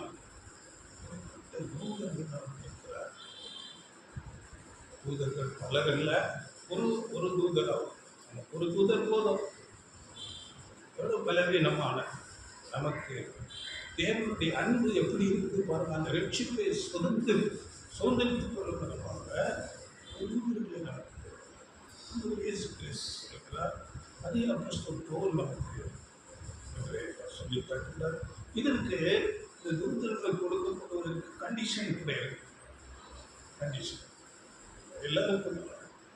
அதை குறித்து நம்ம படிக்கும் போது அதாவது ஆண்டவர் இயேசு கிறிஸ்துவை நாம் முழுமையாக விசுவாசிக்க வேண்டும். முதலாவது கண்டிஷன். இரண்டாவது, இருதயத்தில் உண்மை உள்ளவர்களாக இருக்க வேண்டும். உண்மை இருக்க வேண்டும். மூன்றாவதாக, கர்த்தருக்கென்று நாம் முழுமையாக அர்ப்பணம் செய்தவர்களாக உடன்படிக்கை செய்து, அநேகர் அப்படி உடன்படிக்கை செய்து தங்கள் விருப்பம் போல நடக்கும். அப்படி இல்லை, முழுமையாக அர்ப்பணிக்கப்பட்டவர்களாக இருக்க வேண்டும். நான்காவது, ஆவியினால் ஜனிப்பிக்கப்பட்டவர்களாய் இருக்க வேண்டும். ஆவியிலே ஜனிப்பிதான் புது சிருஷ்டி. அப்படிப்பட்டவர்களாக இருக்கிறவர்களுக்கு தேவன் அவங்களுடைய பங்களிப்பாக இந்த தூதர்களை அவர்கள் இதை நம்ம இதை முழுமையாக நாம் நம்முடைய பங்களிப்பு இருக்காது, முழுமையாக அர்ப்பணிப்பு செய்ய முடியாத கொஞ்சம் குறைவுகள் இருக்கு. 100% செய்ய முடியாது. இதை குறித்து நம்ம அந்த பாடம் அதை கேளுங்க. அதாவது பரிசுத்தமாகலை தெய்வப்பயத்தோடு பூரணப்படுத்தும். அது எப்படிப்பட்ட பரிசுத்தமாகலை, அதை குறித்து நம்ம அதில் விழாவை பேசுகிறது. நம்முடைய சிந்தனையில் நம்முடைய விருப்பம் நோக்கம் அது 100% இருக்கிறது. உண்மை அப்படிப்பட்டவர்களுக்கு இந்த காணப்படாத கண்களால் காணப்படாத தூதர்கள் நமக்கு உதவியாக இருக்கிறார். ரட்சிப்பை உண்மையாகவே இதெல்லாம் நீங்கள் கூட அனைவரும் அதை அனுபவித்திருப்பீர்கள். நாம் பல முறை நான் இதை அனுபவித்திருக்கிறேன். நான் சொல்லியிருக்கேன், ஒரு முறை நம்ம ரோட்டில் நம்ம ரோடு இவ்வளோ ஹைட்டாக இருக்குது, கீழே பார்த்தா பள்ளம். இந்த ரோடு கார் போட்டு ஹைட்டாக இருக்குது. டூ வீலரில் நம்ம போயிட்டு கொஞ்சம் இதில் வண்டி வந்து நிறுத்திட்டோம், கால் ஒன்றா ரொம்ப டவுனில் இருக்கு. அங்கே ஓடிட்ட கவுந்துருப்போம், பின்னாடி ஒருத்தர் வந்து பிடிக்கிறாங்க வண்டியை. எப்படி அந்த நேரத்துக்கு அவர் வரணுங்க? தூதர்கள் தேவன் வைத்திருக்கிறார் ஆட்கள் மூலமாக. இப்படிதான் நமக்கு உதவி செய்யறாங்க. கணக்கு தெரியாத தூதர்கள் அந்த செகண்ட்ல கேளுங்க. நான் சொல்லியிருக்கேன் இதெல்லாம். டூ வீலர் நம்ம 2 பேர் நாங்கள் விழுந்தாச்சு. எனக்கு தலை ஹெல்மெட்டுக்கு டம்முன்னு அடிக்குது. என்னுடைய கை ஊனி அப்படியே கல் அப்படியே சிலிசிலாக கை பூத்து போய் இருக்குது. ஒரு சிலர் இறங்கி வந்து கட்சி பற்றி துடைக்கிறாங்க. நான் வண்டி எங்க வண்டி சாவி ஒரு கம்பௌண்ட் வர எடுத்துட்டாங்க. நாங்கள் வண்டிக்கு போயிட்டே இருக்கோம். வண்டிக்கு இந்த ப்ராப்ளம் இல்லை, எனக்கு இந்த ப்ராப்ளம் இல்லை.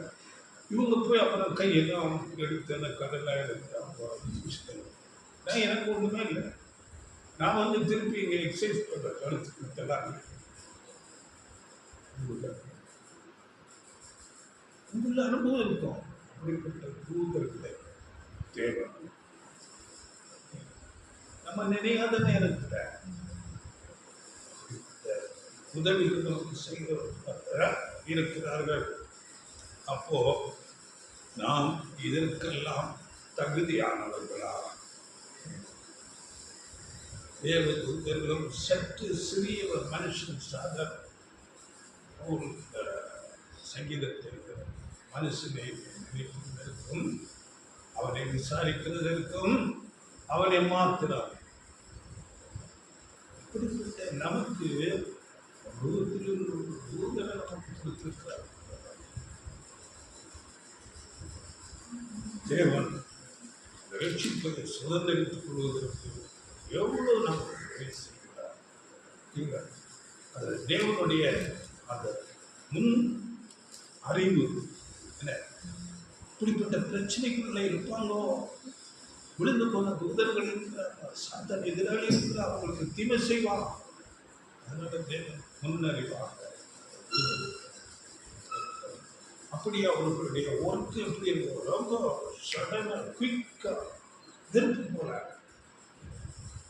அது கூட வசனம் இருக்கிறே உக்கினி ஜுவாலையாகவும் காற்றுகளாகவும் நமக்கு ஒரு விசேஷித்த ஆச்சரிய கவனிப்பு இந்த ரட்சிப்பை சுதந்திரிக்கிறது இல்லையா? அப்படி தேவன் வைத்திருக்கிறார். அதனால இந்த தூதர்கள் அதாவது இருந்தாலும் நமக்கு சோதனைகள் நெருக்கங்கள் வருமா? நிச்சயமாக வரும். அதை தேவனை அனுமதிக்கிறார். அந்த சோதனைகள் நெருக்கங்கள் ஏனென்றால் அது நம்முடைய நன்மைக்கு பியூரிஃபிகேஷன். தங்கள் இப்படி நெருப்பில் போட்டால் தான் அது அந்த தூசெல்லாம் போயே பியூர் கோல்டா. அப்படி இந்த சோதனைகள் நெருக்கங்கள் அநேக பிரச்சனைகள் அப்போ தூதர்கள் உதவி கொள்வார்கள். அந்த பிரச்சனையை எப்படி டீல் பண்ணுவாங்க, அதை தேவன் தூதர்கள் மூலமாக அறிக்கை போய்விடும். அதனால் அந்த நேரத்தை தேவன் அனுமதிக்கிறார். அப்படி நாம் சில வேளைகளிலே அந்த சோதனைகளில் விழுந்தால் திருப்பி தூக்கி கொடுக்கிறார். தேவன் அப்படியாக நம்மை வெற்றிப்பை சுதந்திரித்துக் கொள்வதற்கு அநேக உதவிகளை செய்கிறார். அதனால நமக்கு நல்ல ஒரு வேதத்தில் ஒரு எக்ஸாம்பிள் உதாரணம் அப்போஸ்தலர் பவுலுடைய வாழ்க்கை. அங்கே நமக்கு தெரியும் அவருடைய பழைய வாழ்க்கை எப்படி இருந்தது என்று அங்கே அவரே எழுதுகிறார். படைகள் அப்போஸ்தலர் சொல்லும்போது 26ஆம் அதிகாரத்தில் 9 to 11 படைகள் அப்போஸ்தலர் முன்னே நானும் நசரேயனாகிய இயேசுவின் நாமத்துக்கு விரோதமாய் அநேக காரியங்களை நடப்பிக்க வேண்டுமென்று நினைத்திருந்தேன். அப்படியே நான் எருசலேமிலும் செய்தேன். நான் பிரதான ஆசாரியர்களிடத்தில் அதிகாரம் பெற்று பரிசுத்தவான்களில் அநேகரை சிறைச்சாலைகளில் அடைத்தேன். அவர்கள் கொலை செய்யப்படுகையில் நானும் சம்மதித்திருந்தேன். சகல ஜெபாலயங்களிலும் நான் அவர்களை அநேகம் தரம் தண்டித்து தேவ தூஷணம் சொல்ல கட்டாயப்படுத்தினேன். அவர்கள் பேரில் மூர்க்க வெறி கொண்டவனாய் அந்நிய பட்டணங்கள் வரைக்கும் அவர்களை துன்பப்படுத்தினேன். இப்படி செய்து வருகையில் நான் பிரதான ஆசாரியர்களிடத்தில் அதிகாரமும் உத்தரவும் பெற்று தமஸ்குவுக்கு போகும்போது மத்தியான வேளையிலே, ராஜாவே, நான் வழியிலே சூரியனுடைய பிரகாசத்திலும் அதிகமான ஒளி வானத்திலிருந்து என்னையும் என்னுடனே கூட பிரயாணம் பண்ணினவர்களையும் சுற்றி பிரகாசிக்க கண்டேன். 11 பிடிக்காதா வேலை போயிட்டு அப்போ அவரை பற்றி அங்கே சொல்கிற அநேகரை நான் கொலைப்படுத்தினேன், சிறைச்சாலையில் போட்டேன், இயேசுங்கிற நாமத்தை சொல்லுகிறவர்களை அடித்தேன், கொலைப்படுறவர்களுக்கு நான் குழந்தையா இருந்தேன். இப்படிப்பட்ட சவுல் எப்படி போகலான்னு அவருடைய கடைசி நாட்கள் சொல்லும்போது 1 தீமோத்தேயு 4:7-8 நல்ல போராட்டத்தை, இதுதான் அந்த பயிற்சி, முயற்சி, கிறிஸ்துவின் சாயலுக்கு பால் வரக்கூடிய சிந்தையில் அவர் போராடினார். நல்ல போராட்டத்தை போராடினேன், விசுவாசத்தை காத்துக்கொண்டே இது முதற்கொண்டு நீ இருக்கிறீர்கள் எனக்காக ஒரு நிலைக்கு.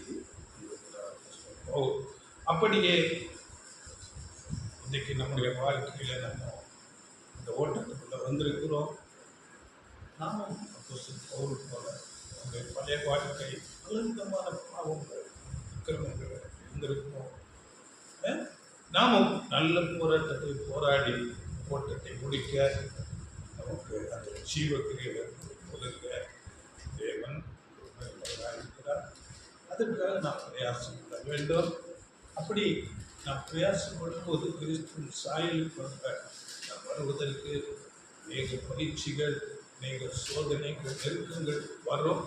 அவைகளில் எல்லாம் நாம் போராடி உறுதியாக நின்று நாம் ஜெயிக்க தேவன் நமக்கு உதவி செய்வாராக. இப்படி நாம் கிறிஸ்துவின் சாயலுக்கு வருவதற்கு தேவன் எல்லா உதவிகளும் நமக்கு செய்வார். நம்முடைய விருப்பம் தேவை. நாம் பிரயாசப்பட வேண்டும், பயிற்சி, முயற்சி இருக்க வேண்டும். வார்த்தைகளை நீங்கள் மீண்டும் கேளுங்கள்.